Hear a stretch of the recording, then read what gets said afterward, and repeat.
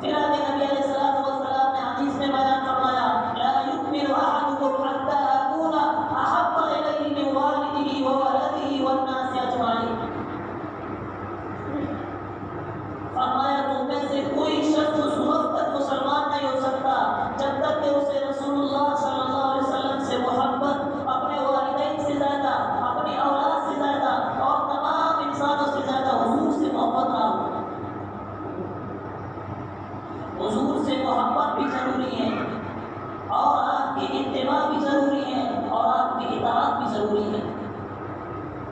اتباع اور اطاعت کا مطلب یہ ہے کہ حضور جو شریعت لے کر آئے اس پر ہمیں چلنا ہے، اوروں کو بھی اس کی دعوت دینی ہے اور آپ کے اسوہ حسنہ کو عام کرنا ہے. پھر اللہ رب العزت نے آگے کلام پاک میں فرمایا قل ان کنتم تحبون اللہ فاتبعونی یحببکم اللہ ویغفر لکم ذنوبکم. اگر تم یہ چاہو کہ اللہ تم سے محبت کرے تو تم میری اتباع کرو، اللہ تمہارے گناہوں کو بھی معاف کریں گے.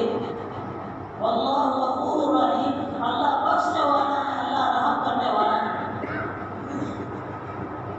تو گویا اللہ تبارک و تعالیٰ نے اپنی محبت کو اور گناہوں کی بخشش کو جو جوڑا ہے وہ نبی علیہ الصلوۃ والسلام کی اتباع پر جوڑا ہے.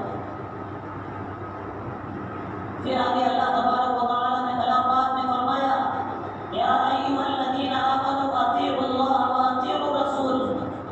اے ایمان والو تم اللہ کی بھی اطاعت کرو اور اللہ کے رسول کی بھی اطاعت کرو. ومن یطع الرسول فقد اطاع اللہ. جس نے رسول کی اطاعت کی حقیقت میں اس نے اللہ کی اطاعت کی. تو معلوم ہوا کہ اطاعت بھی ضروری ہے اور اتباع بھی ضروری ہے. پھر آگے اللہ تبارک و تعالیٰ نے کلام پاک میں فرمایا لقد كان لكم في رسول الله اسوة حسنة.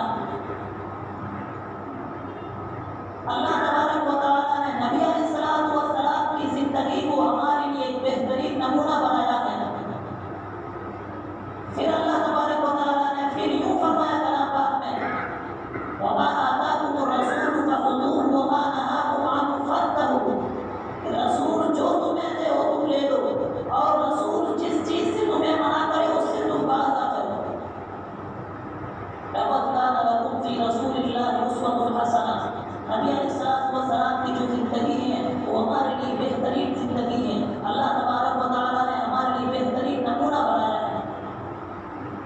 پھر آگے نبی علیہ الصلوۃ والسلام نے احادیث میں اتباع پر نبی علیہ الصلوۃ والسلام نے بہت زور دیا ہے اور فرمایا عن ابی ہریرہ رضی اللہ عنہ ان رسول اللہ صلی اللہ علیہ وسلم كل امتی يدخلون الجنہ ومن عصانی فقد ابى. نبی علیہ الصلوۃ والسلام نے فرمایا کہ میری ساری امت جنت میں جائے گی سوائے ان لوگوں کے جنہوں نے انکار کر دیا. صحابہ نے عرض کیا یا رسول اللہ جنت میں جانے سے کون انکار کرے گا؟ پھر آپ نے فرمایا کہ جس نے میری اطاعت کی وہ جنت میں جائے گا اور جس نے میری نافرمانی کی یقیناً اس نے جنت میں جانے سے انکار کر دیا.